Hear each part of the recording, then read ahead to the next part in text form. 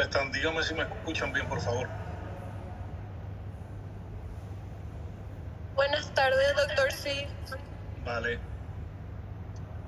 Bueno, pues nada, ya estamos aquí. Gracias por asistir. Y pues vamos a comenzar con la actividad de hoy.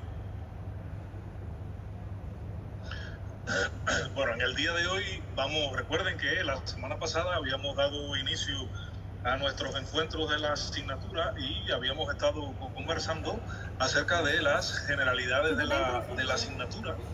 Habíamos estado comentando de algunos aspectos generales de la anatomía y demás, que sobre todo de lo que es la órbita, el contenido, o sea, quiénes forman la órbita, el contenido orbitario,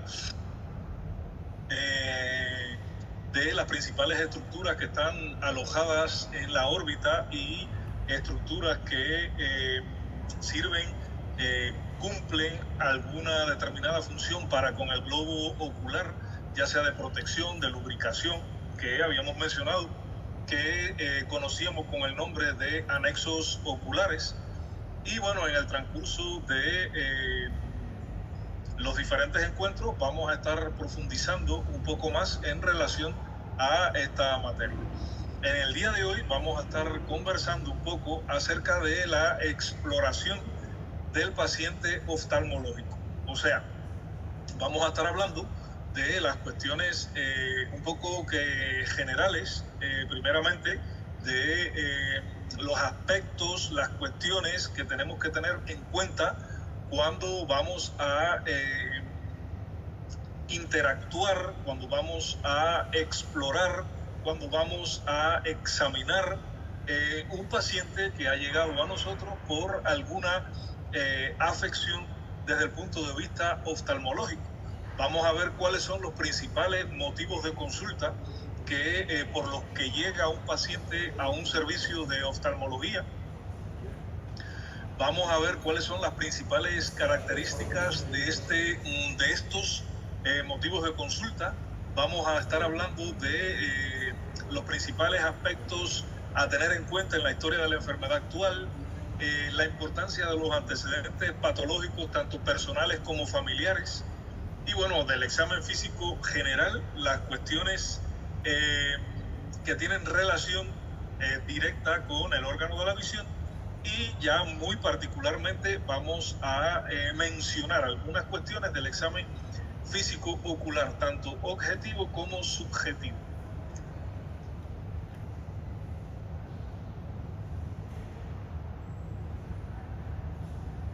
Bueno, dentro de los principales síntomas o signos por los cuales acude un paciente a solicitar atención en un servicio de la especialidad de oftalmología, pues están, por ejemplo, yo diría que el más frecuente de todos sería la disminución de la visión.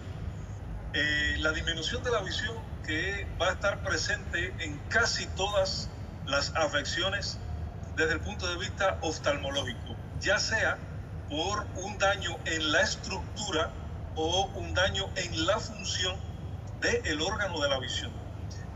Cuando decimos estructura, estamos hablando fundamentalmente de la cuestión anatómica, estructural puramente dicha, del órgano de la visión. Cuando hablamos de función, estamos hablando específicamente de lo que es la fisiología del órgano de la visión. O sea, cuáles son las diferentes funciones que cumplen cada una de las estructuras que conforman el órgano de la visión, y me voy un poquito más allá, que conforman la vía visual, porque no solo es importante el órgano de la visión como tal, o sea, el globo ocular o los globos oculares, sino que hay que tener en cuenta el resto de los componentes que forman la vía visual, ¿vale? Disminución de la visión que puede ser, en primer lugar, lenta y progresiva cuando se produce de forma lenta, de forma gradual, en días o semanas, esta pérdida visual, que cuando demos cuando hablemos del síndrome de disminución lenta y progresiva de la visión, vamos a estar viendo otras características de este tipo de pérdida visual y cuáles son las principales enfermedades que tenemos que conocer que se agrupan dentro de este síndrome. O también puede ser brusca o ictal. Aquí se va a producir en cuestiones, en el caso de la brusca, de horas o de 1 o 2 días. Eso es una disminución brusca de la visión. E igualmente, cuando hablemos de disminución brusca de la visión, pues vamos a estar conversando, estudiando acerca de las principales afecciones oftalmológicas que ocasionan disminución o que cursan con disminución brusca de la visión. Y dentro de la disminución brusca de la visión hay una variedad que denominamos ictal. Ictal es algo rápido, algo que ocurre en cuestiones de segundos.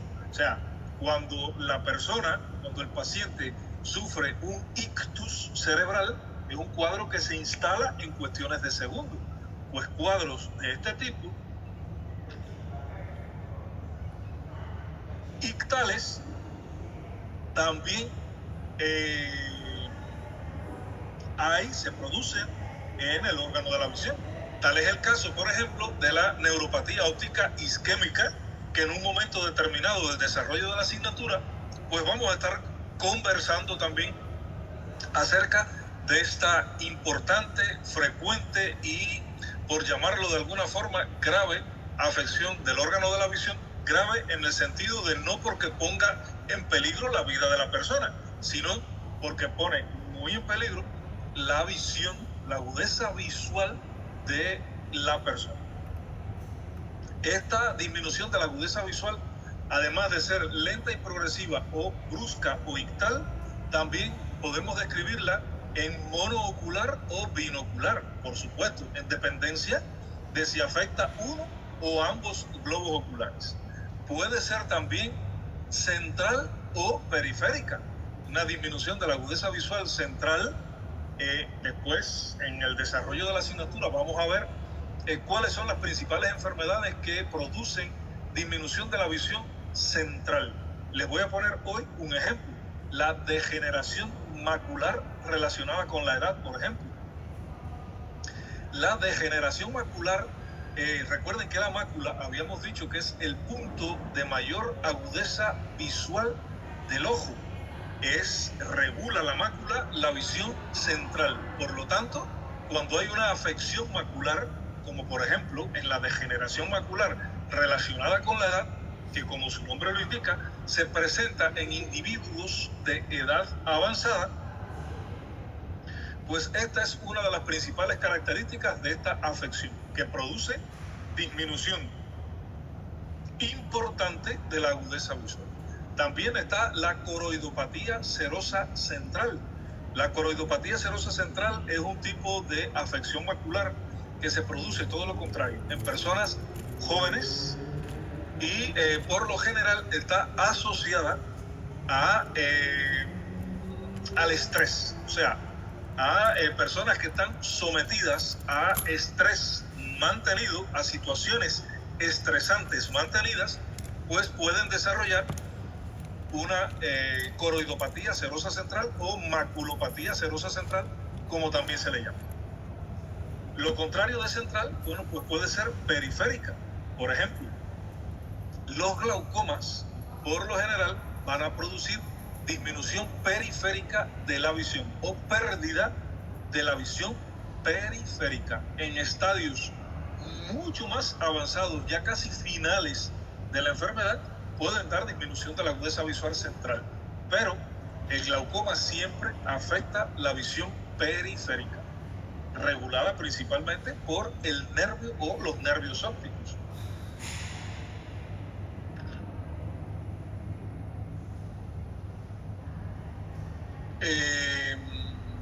Vamos a dejarlo hasta ahí, porque cuando hablemos de campo visual, vamos a seguir poniendo algunos otros ejemplos de pérdida de la agudeza visual. Otro de los síntomas que con mayor frecuencia acuden personas a solicitar nuestra ayuda, nuestra atención, es el dolor ocular. En el caso del dolor ocular puede ser ligero o intenso, puede ser monocular o binocular, puede ser un dolor fijo, sin irradiación, o un dolor que se irradia a algunas estructuras, como por ejemplo en las uveitis, el dolor se puede irradiar a la zona de inervación del nervio trigémino. En el caso del glaucoma agudo, también es un dolor que se irradia a la porción frontal, también que tiene irradiación trigeminal. En el caso, por supuesto, del herpes zóster oftálmico, como su nombre lo indica, es un tipo de herpes que afecta la primera rama o rama oftálmica del nervio trigémino. Por lo tanto, es un dolor que se presenta en toda esta parte de lo que es en los párpados, los anexos oculares, pero que también va a tener una irradiación trigéminal. Y así sucesivamente vamos a ir describiendo las características del dolor. Fundamentalmente, cuándo comenzó, si se irradia o no, si se acompaña de algún otro síntoma, si se alivia con algo en específico, si aparece durante el día, durante la noche, porque hay afecciones oftalmológicas que son más frecuentes que aparezcan durante el día y otras durante la noche, que en su momento las vamos a ir conociendo. En cuarto lugar está en tercero, el ojo rojo. O sea, es lo que conocemos de ahora en adelante, vamos a conocer como inyección cilioconjuntival. Un poquito más adelante vamos a ver qué cosa es la inyección cilioconjuntival, cuáles son las características, cuándo hablamos de una inyección ciliar, cuándo hablamos de una inyección conjuntival y cuándo pueden estar implicadas ambos tipos de inyección, que no es más que el ojo rojo. El ojo rojo es el primer síndrome que vamos a estudiar en la asignatura y que cuando estudiemos pues vamos a profundizar un poco más en este síndrome. También está la inflamación ocular. O sea, cuando el paciente viene y nos dice, médico, yo vengo porque tengo el párpado inflamado o porque tengo el ojo inflamado. Muchas veces las personas que no tienen conocimiento de salud, cuando tienen una protrusión del globo ocular, pues suelen decir que tienen el ojo inflamado, pensando en que el ojo externamente va a estar inflamado. Eso es muy poco frecuente. Y ahí es donde nos toca a nosotros, a través del interrogatorio, del examen, tanto subjetivo como objetivo, diferenciar lo que el paciente nos pueda estar comentando de que tenga el ojo inflamado y nosotros percatarnos de que realmente lo que tiene es una protrusión del globo ocular, que en su momento vamos a ver qué cosa es protrusión del globo ocular, qué cosa es proptosis y qué cosa es exoftalmos. Ahora bien, visión doble. La visión doble, o lo que conocemos como diplopia, puede ser de instalación brusca o de instalación lenta y progresiva. Puede ser horizontal o vertical y puede ser monoocular o binocular. Ahora bien, en dependencia de las características de este tipo de visión doble o diplopia, nosotros podemos orientarnos hacia un posible diagnóstico. Por ejemplo, si la diplopia es monoocular, fíjense bien, si la diplopia es monoocular, la causa de la diplopia va a estar dentro del globo ocular. La causa de la diplopia va a estar dentro del globo ocular. Si la diplopia es binocular, o sea, de ambos ojos, pues por lo general obedece a una causa muscular o inervacional, o sea, de alguno de los nervios que inervan la musculatura extrínseca del ojo. ¿Cómo sabemos si la diplopia es mono o binocular? Simple y llanamente, si el paciente viene ante nosotros porque está viendo doble, yo le digo, perfecto, mire aquí el lapicero. Así usted ve dos lapiceros, ¿verdad? Y el paciente te dice, sí. Y usted le dice, tápese el ojo derecho. Ahora, ¿cómo ve el lapicero? Uno solo. Tápese el ojo izquierdo. Ahora, ¿cuántos lapiceros ve? Uno solo. Y ahora, dos. Eso es una diplopia binocular. Cuando le decimos al paciente, ¿cuántos lapiceros tiene aquí? Dos. Y ahora, uno. Y ahora, dos. Esto es una diplopia binocular del ojo izquierdo. Por lo tanto, hay que buscar una causa dentro del globo ocular que esté ocasionando la visión doble, ¿vale? Por lo general, una catarata, una banda de tracción en el vítreo, un hemovítreo, o sea, varios tipos de afecciones que se localizan dentro del globo ocular. Bien, después cuando estudiemos el síndrome de alteración de la posición de los globos oculares, vamos a estar hablando mucho más de diplopia. Ahora, visión dispersa, o lo que conocemos con el nombre de metamorfopsias. Metamorfopsias, cambia la forma de un objeto, ¿vale? Metamorfopsias, cambios en la forma, en el contorno, distorsión de una imagen, de un objeto, ¿vale? Hay un test que se llama test de Amsler, que se lo voy a dejar escrito en el chat.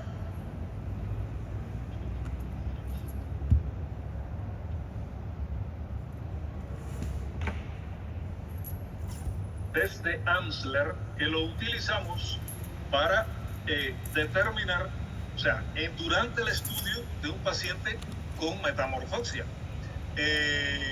Esto es una rejilla que hay, o sea, una hoja cuadriculada de cuadrículas que le decimos al paciente que se fije en un punto central que tiene y que nos diga cómo ve las líneas, tanto horizontales como verticales. Y por lo general, un paciente que está sufriendo de metamorfopsias, esas líneas no las ve rectas, las ve curvas, distorsionadas, porque tiene algún tipo de afección, ya sea en alguno de los medios refringentes del globo ocular o fundamentalmente en la retina, más todavía en la mácula, que está originando este tipo de distorsión de la imagen, o sea, una metamorfopsia. También están, que no están puestas aquí en la diapo, las fotopsias. Fotopsias, foto de luz.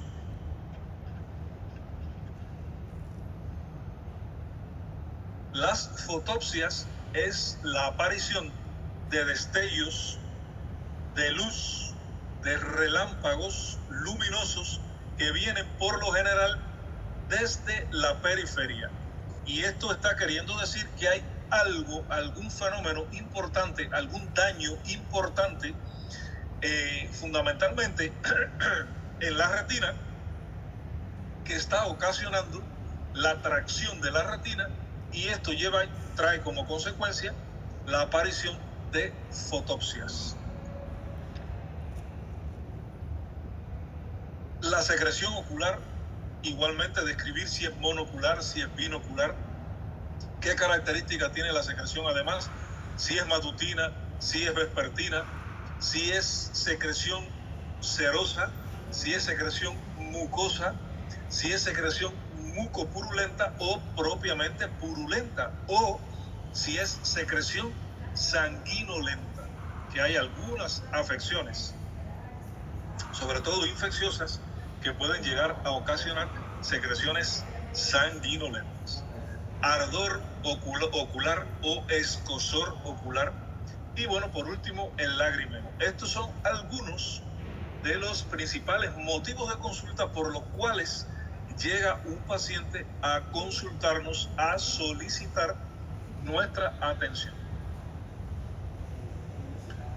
Ahora, la historia de la enfermedad actual, como su nombre lo indica, es todas aquellas características de la enfermedad por la cual actualmente el paciente está solicitando nuestra atención. Hay que describir, por ejemplo, que estamos ante la presencia de un paciente masculino. ¿Por qué es importante el sexo?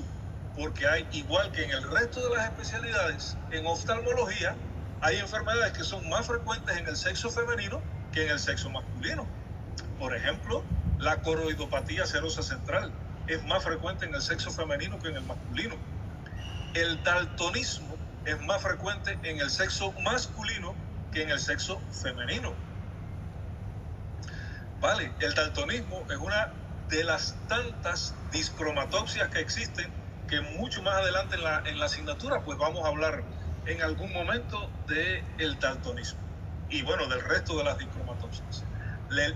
Un paciente masculino, por ejemplo, ¿por qué es importante el sexo? Porque también hay afecciones, un paciente, ya hablamos del sexo, un paciente de tantos años de edad, ¿por qué es importante la edad? Porque hay enfermedades oftalmológicas que se presentan en la juventud, como es el caso, para seguir con la coroidopatía serosa central, y otras en edades un poco más avanzadas, como diría, por ejemplo, la degeneración macular relacionada con la edad. El retinoblastoma, que es un tipo de tumor maligno que es más frecuente en los niños pequeños, antes de los 6 años de edad. Por lo tanto, siempre es importante también describir la edad del paciente. O sea, sería pacientes de tantos años de edad, del sexo masculino, de la raza X, blanca, negra, amarilla, mestiza, porque igual hay diferencias en la incidencia, en la prevalencia de las afecciones oftalmológicas en relación a la edad, que viene de una procedencia ya sea urbana o rural, porque eso igual nos ayuda a orientarnos sobre la posible causa de la afección que está aquejando ese paciente, que labora o que trabaja como tal cosa, como maestro o como ingeniero o como obrero de la agricultura. Ya eso también nos indica hacia dónde podemos ir buscando la causa que está ocasionando esta afección, y que acude a solicitar nuestros servicios por tal motivo, o sea, por dolor ocular, un ejemplo. Y ahí tenemos que comenzar a describir todas las características del dolor ocular. Dolor ocular que es monoocular, que aparece en la mañana, que se irradia a la frente, que se acompaña de lagrimeo, de fotopsias, que por lo general no se alivia, que tiene como síntomas acompañantes, bueno, ya los hemos dicho, además de náuseas, además de vómitos y disminución de la agudeza visual, que es casi siempre del ojo derecho. Pues eso nos está orientando de que la paciente pudiese estar padeciendo de una cefalea vascular migrañosa, por ponerle un ejemplo. A lo que quiero llegar es que hay que describir desde todas las cuestiones generales como la edad, el sexo, la raza, la procedencia, la profesión, y ya después que caemos en el síntoma por el cual el paciente ha acudido a nosotros, pues describir con lujo de detalles todas las características de este síntoma. Ahora, también hay que describir si el paciente presenta o no alguna reacción alérgica a algún tipo de medicamento. ¿Por qué? Porque si vamos a tratar al paciente, tenemos que estar seguros de que no le vamos a ocasionar más daños en lugar de mejorarle el cuadro por el cual está solicitando nuestra ayuda. Hay pacientes que son alérgicos a los, por ejemplo, AINES, o sea, a los antiinflamatorios no esteroideos. Entonces, no podemos indicarle al paciente un antiinflamatorio no esteroideo. Hay pacientes que son alérgicos, que tienen una reacción alérgica a algún tipo de antibiótico. Por lo tanto, también tenemos que tener esto presente. Seguido a esto, vamos a indagar sobre los antecedentes patológicos, tanto personales como familiares. ¿Por qué? Porque igualmente hay afecciones oftalmológicas que son frecuentes en una misma familia, o sea, en varios miembros de una familia hay individuos afectados por esta misma enfermedad. Un ejemplo de algo que ya hablamos, el daltonismo. En una familia puede haber 2, 3 o 4 hermanos afectados por esta afección. Entonces, si es un niño que los padres lo traen porque se han percatado de que no está viendo bien los colores y preguntamos, ¿alguien más en la familia tiene esta dificultad? Sí, 2 de sus hermanos tampoco ven los colores. Pues ya sabemos que debe ser una discromatopsia congénita y no adquirida, ¿vale? Y ahí vamos orientando el diagnóstico de la posible afección que presenta esa persona.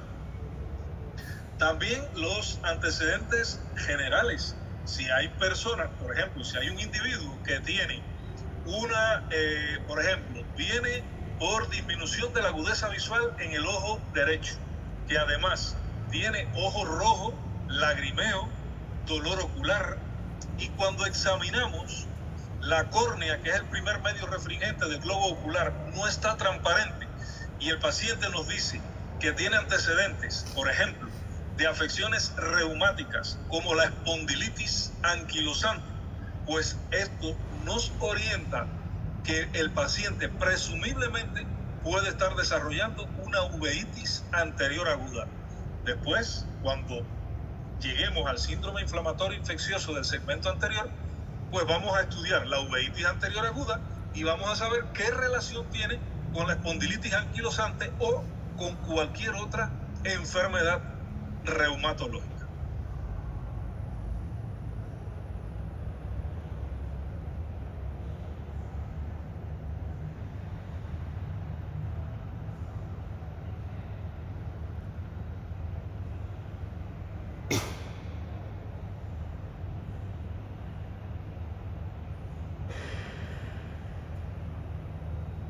Ahora bien, ya al caer en el examen oftalmológico, bueno, pues vamos a dividirlo en examen oftalmológico objetivo y examen oftalmológico subjetivo. En el día de hoy vamos a hablar un poco de examen oftalmológico subjetivo. Ahora bien, ¿por qué vamos a dividir el examen subjetivo en estas modalidades que hay aquí? O sea, está en primer lugar la submodalidad de la forma. Vamos a ver qué estudiamos en la submodalidad de la forma. En la submodalidad luminosa, ¿qué estudiamos en la submodalidad luminosa y cómo la examinamos? La cromática, la de profundidad y la de movimientos, ¿vale? Ahora bien, para poder entender esto, ¿por qué la vía visual? ¿Por qué exactamente el examen subjetivo lo dividimos en 5 sentidos o submodalidades? Es decir, un ojo, una estructura que es tan pequeña, una vía visual que es tan relativamente pequeña, de aquí del ojo hasta aquí atrás, corteza visual primaria o cisura calcarina, donde se hace consciente la visión. ¿Por qué tan complicado esto? Bueno, en primer lugar, porque la vía visual, el órgano de la visión, la retina, que es una estructura muy importante en lo que vamos a hablar a continuación, forma parte del sistema nervioso central. Pero para entender esto, hay que saber que la retina tiene 10 capas. Está el epitelio pigmentario y la retina neurosensorial, ¿vale? Epitelio pigmentario y retina neurosensorial, que son las otras 9 capas de la retina. Por su origen embrionario, que un poco más adelante, cuando hablemos de desprendimientos de retina, vamos a hablar un poquito de esto y por qué la retina se desprende entre el epitelio pigmentario y la retina neurosensorial y no entre otras capas, eso tiene su explicación en el origen embriológico del globo ocular, específicamente de la retina, ¿vale? Que después lo vamos a hablar. Ahora, de las diferentes capas de la retina, como les decía, está epitelio pigmentario y retina neurosensorial. Ahora, de la retina neurosensorial están la capa de fotorreceptores, la limitante externa, la granular externa, la plexiforme externa, la granular interna o nuclear interna, que también se le denomina, la plexiforme interna, la capa de células ganglionares, y en esta capa me voy a detener un momento. Capa de células ganglionares. Las células ganglionares son un tipo de neurona que son o que constituyen el componente fundamental de la vía visual. Estas células ganglionares, como toda neurona, tienen un núcleo y una prolongación o axón, como también se le denomina. Como toda neurona tiene un núcleo y un axón. Estos axones, la unión de los millones de los axones, de los millones de células ganglionares que tenemos, unidos por la mielina, van a formar el nervio óptico. O sea, el nervio óptico no es más que la unión de todos los axones de los millones de células ganglionares que tenemos, unidos por mielina y tapizados, forrados por las meninges, que igual forman parte del sistema nervioso central. Ahora bien, estas células ganglionares en su desarrollo embriológico se van a especializar en funciones determinadas. Un grupo de células ganglionares de la dotación de millones de células ganglionares con que nacemos, ese grupo se va a especializar en el sentido de la forma. La mayor parte de las células ganglionares se especializa en sentido de la forma. De ahí la gran importancia que tiene el sentido de la forma. Otro grupo de células ganglionares se van a especializar en el sentido luminoso, otras en el sentido cromático, otras en el sentido de profundidad y otras en el sentido del movimiento. Ahora bien, las células ganglionares que se especializan en el sentido de la profundidad y del movimiento están estructuralmente muy relacionadas con las que se especializan en el sentido de la forma. Ahora bien, esto hace que estos tipos de células ganglionares determinen que la vía visual se divida en estas submodalidades o sentidos. ¿Por qué? Porque hay este grupo de células ganglionares que se especializan en la forma. Solamente van a ver, o sea, si yo solamente tuviese células ganglionares especializadas en el sentido de la forma, solamente yo pudiese ver que esto tiene forma rectangular, pero no pudiese ver que esto es de color negro, porque no tengo células ganglionares especializadas en sentido cromático. No puedo ver que esta manzana que hay aquí o que esta cámara que hay aquí tiene más brillo que el resto de la superficie negra que hay aquí. ¿Por qué? Porque no tengo células ganglionares especializadas en el sentido luminoso. No pudiese ver que esta forma rectangular está por delante de mí. ¿Por qué? Porque porque no tengo células ganglionares especializadas en el sentido de la profundidad. Y no pudiese ver si esta forma se trasladase en el espacio, porque no tengo células especializadas en el sentido del movimiento. Por lo tanto, para que la vía visual funcione como un todo, tienen que estar presentes e imbricadas y estructuralmente y funcionalmente aptas todos estos tipos de células ganglionares. O sea, para que yo pueda ver perfectamente bien, tengo que tener células ganglionares especializadas en el sentido de la forma, en el sentido luminoso, en el cromático, en el de la profundidad y en el del movimiento. Ahora, en el sentido de la forma, es lo que conocemos como la visión, o sea, como la agudeza visual. La agudeza visual que puede ser de cerca o de lejos, agudeza visual cercana o agudeza visual lejana. Puede ser también agudeza visual central y periférica.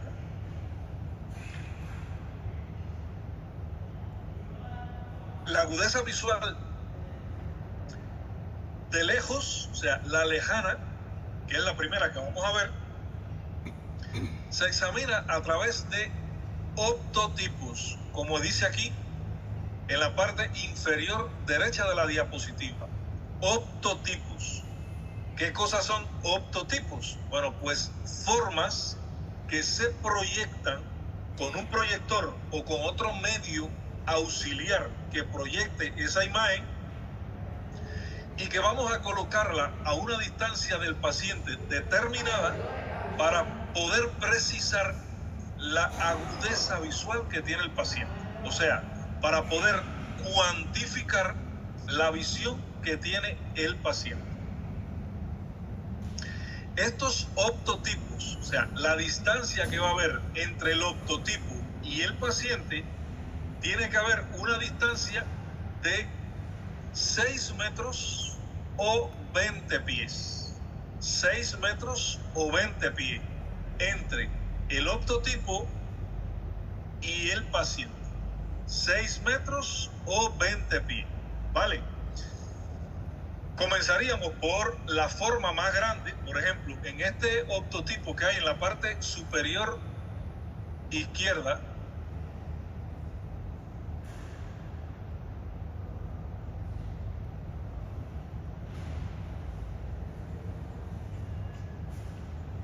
que es el optotipo de Snellen, tiene una letra E mayor, grande. ¿Ven?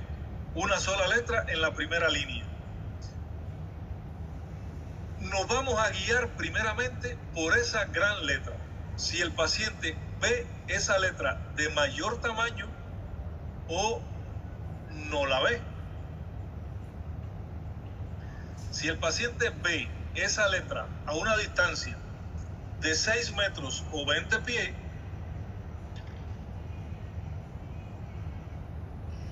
ya sabemos que el paciente tiene una visión relativamente aceptable. Y pasaríamos a examinar, a precisar si ve la segunda línea donde están las dos letras, la F y la P. Si la ve, pues pasaríamos a la tercera y así sucesivamente hasta determinar, hasta cuantificar cuánto es la agudeza visual que tiene la persona, que tiene el individuo, que tiene el paciente que estamos examinando. Ahora bien, si el paciente no es capaz de percibir la letra E a 6 metros o 20 pies, eso quiere decir que tiene una visión inferior al 10% de la visión, o sea, al 0.1 de visión, que es esa primera letra E. Sigo diciendo la letra E porque casi todos los optotipos comienzan con la letra E. Es una letra que es muy fácil de percibir, que por lo general no se confunde con otras, como es el caso de la P que se confunde con la R, como es el caso de la O que se confunde con la D y así sucesivamente. Ahora bien, la letra E, 0,1 de visión, 6 metros o 20 pies, 0.1 de visión. Si el paciente no logra verlo a esa distancia, pues yo voy a acercar el optotipo 1 metro más, o sea, sería a 5 metros. Si logra ver esa letra E a 5 metros, pues este paciente tendría un 0.1 de visión, pero hay que aclarar que a 5 metros, para saber que no es lo mismo a 6 que a 5. Es decir, ahí hay algo que está ocasionando que el paciente no tenga una visión a 6 metros o 20 pies, como es lo que debe ser. Ahora, si el paciente no lo ve tampoco a 5 metros, lo acerco a 4. Si no lo ve a 4, lo acerco a 3. Si no lo ve a 3, lo acerco a 2. Y si no lo ve a 2, lo acerco a 1 metro. Si el paciente lo ve a 1 metro, bueno, pues tengo que poner, el paciente tiene 0.1 de visión, pero a 1 metro. Si no lo ve a 1 metro, lo acerco a 50 centímetros. Y debo poner también, tiene 0.1 de visión del ojo derecho a 50 centímetros. O del ojo izquierdo a 4 metros, un ejemplo. Ahora, si no lo viese a 50 centímetros, ya no puedo seguir acercando más el optotip. Pues entonces voy a mostrarle los dedos míos como examinador a 50 centímetros y le pregunto al paciente, ¿cuántos dedos hay aquí? Recuerden, a una distancia de 50 centímetros. ¿Cuántos dedos hay aquí? Si el paciente es capaz de decirme 2, pues tiene una visión de cuenta dedos a 50 centímetros. Si no lo ve a 50 centímetros, pues se lo acerco a 30 centímetros. Y le muestro a 30 centímetros del paciente esto. Le digo, ¿cuántos dedos hay aquí? 5. Ah, perfecto. Tiene visión de cuenta dedos a 30 centímetros. Si no los observase, si no los viese a 30 centímetros, pues entonces voy a moverle, a desplazar mi mano de un lado al otro a más o menos a 30 centímetros. Si ve ese movimiento de mano, si es capaz de percibir que yo estoy moviendo la mano, pues pongo visión de movimiento de mano a 30 centímetros. Si no es capaz, pues se lo acerco bien pegadito a la cara. Primero en un ojo y después en el otro, ¿no? Primero en el ojo izquierdo, un ejemplo. ¿Qué estoy haciendo aquí? Moviéndome la mano delante de mi cara, eso es. Movimiento de la mano cerca de la cara. Esa es la visión que tiene ese paciente. No lo ve, pues paso a buscar algo que emita un haz de luz, como por ejemplo la linterna del celular, y le proyecto la luz, o sea, le emito ese haz de luz al paciente en el ojo que quiero examinar. Y le digo, ¿usted ve qué ve usted aquí? Una luz. Pues tiene percepción luminosa. Igual le pregunto, ¿qué usted ve aquí? Nada. Pues no percepción luminosa. Y ya después que termino con un ojo, pues voy a examinar el ojo contrario. Ahora bien, que el paciente tenga percepción luminosa no quiere decir que el paciente está ciego. No. Un paciente con un 0.3 de visión, desde el punto de vista legal, es ciego.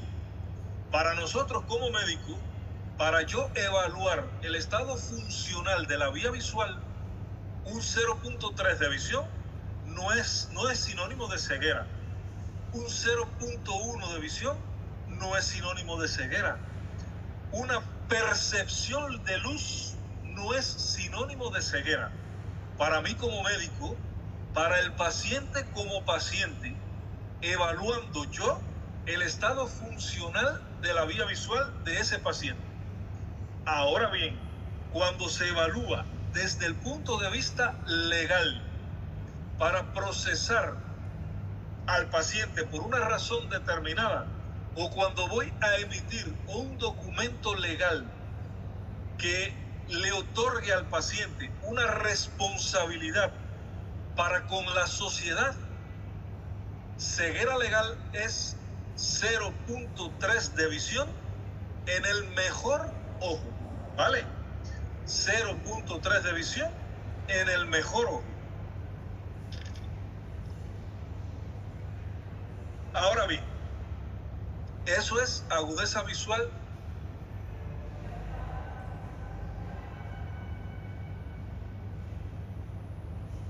de lejos, central de lejos. Y aquí está, descrito más o menos, resumido. Ahora, agudeza visual central de cerca. Aquí sí lo hacemos con cartilla. Para lejos, optotipos.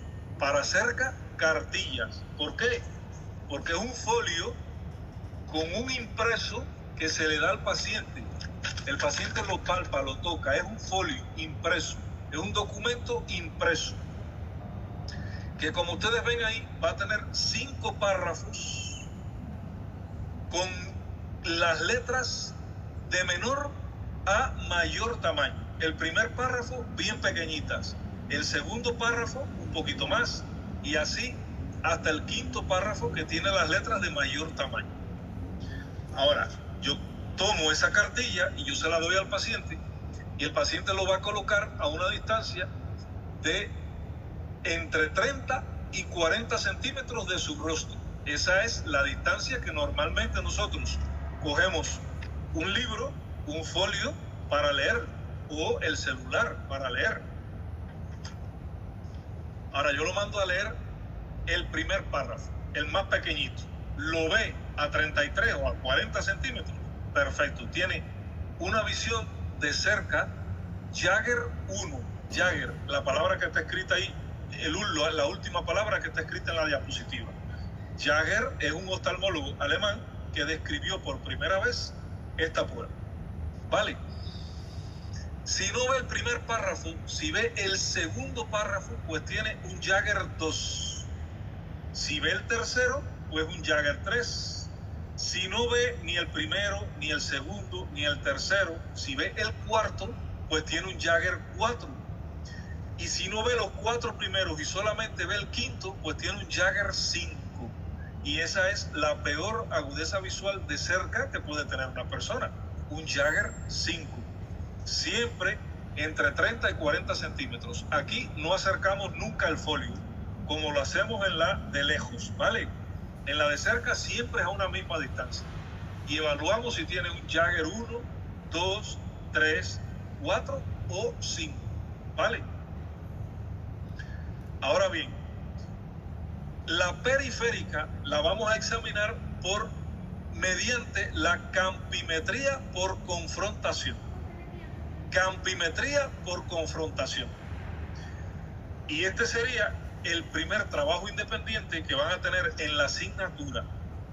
Buscar en internet qué es la campimetría por confrontación, en qué consiste y cómo examinamos la campimetría por confrontación.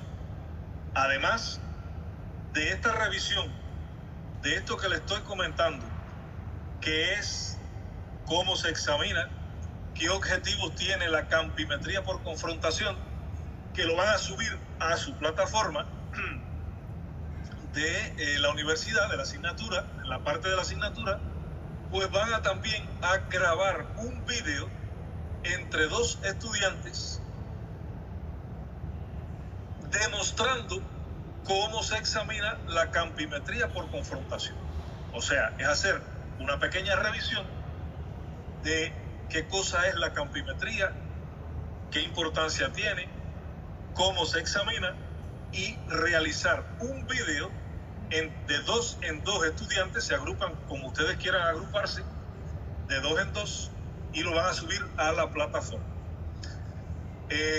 Aunque el trabajo es en dúo, cada estudiante debe subir su revisión bibliográfica y el video que hicieron entre los dos. El mismo video, pero cada estudiante va a subir un video, o sea, su video, el mismo que lo hicieron entre los dos, pero tienen que subirlo individualmente, ¿vale?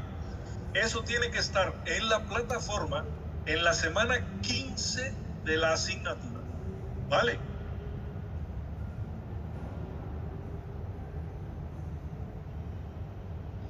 Ahora, sí, doctora. Sí. ¿Sí?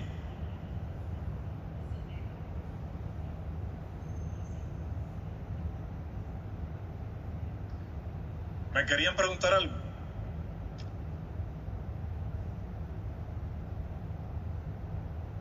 Ahora, el sentido cromático o sentido de los colores.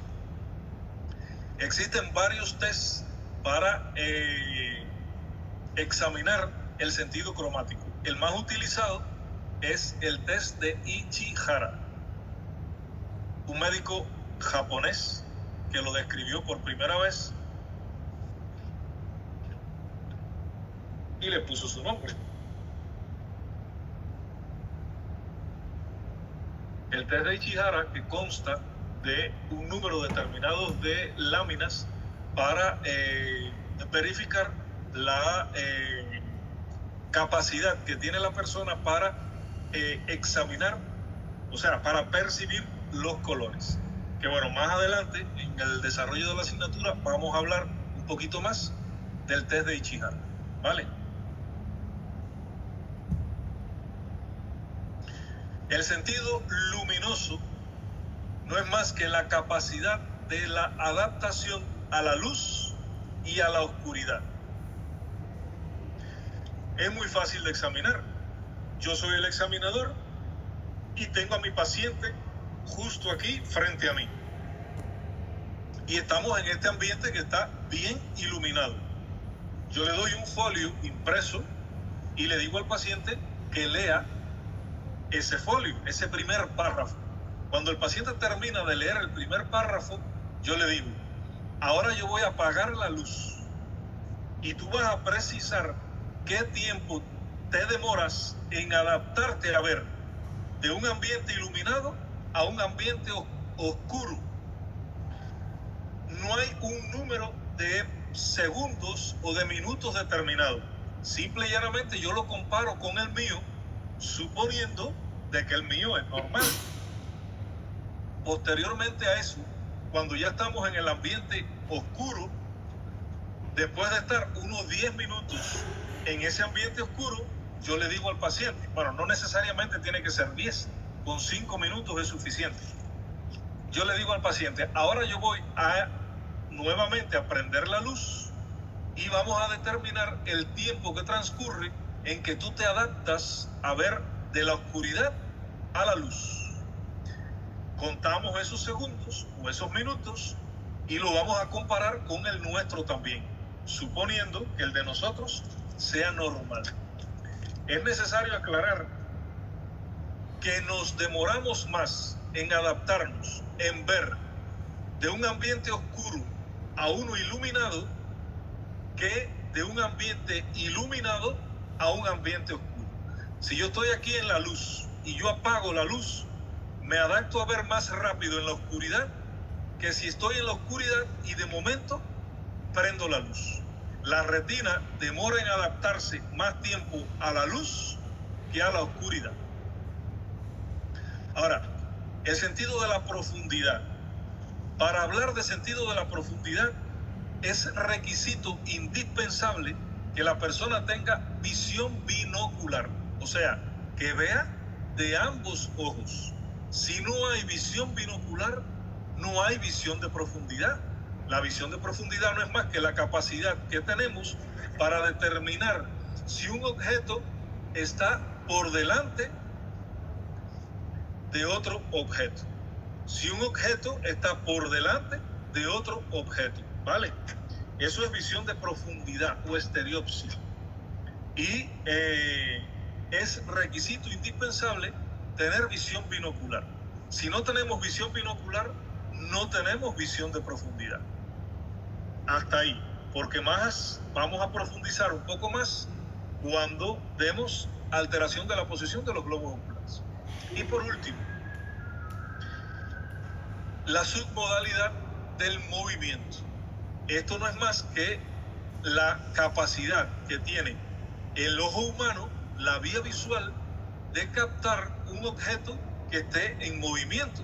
Si yo estoy parado en la carretera, en una parada de autobús, y pasan coches por delante de mí, para yo seguir el desplazamiento de ese coche en el espacio, yo no tengo que seguirlo con la cabeza.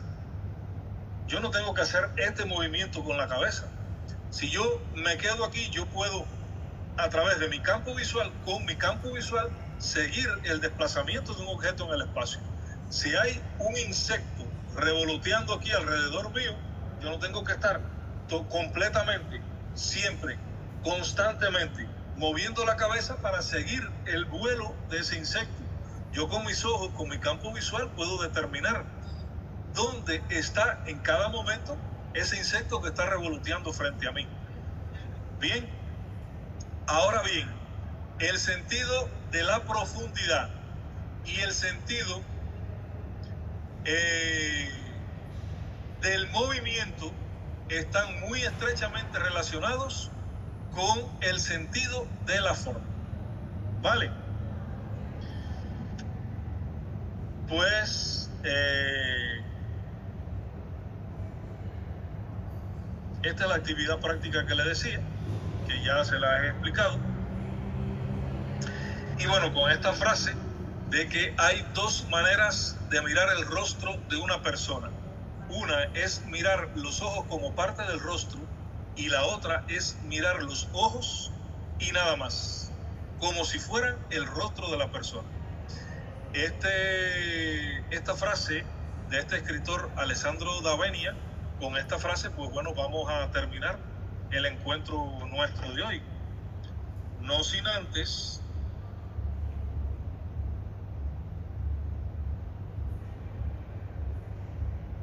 vamos a ver si la plataforma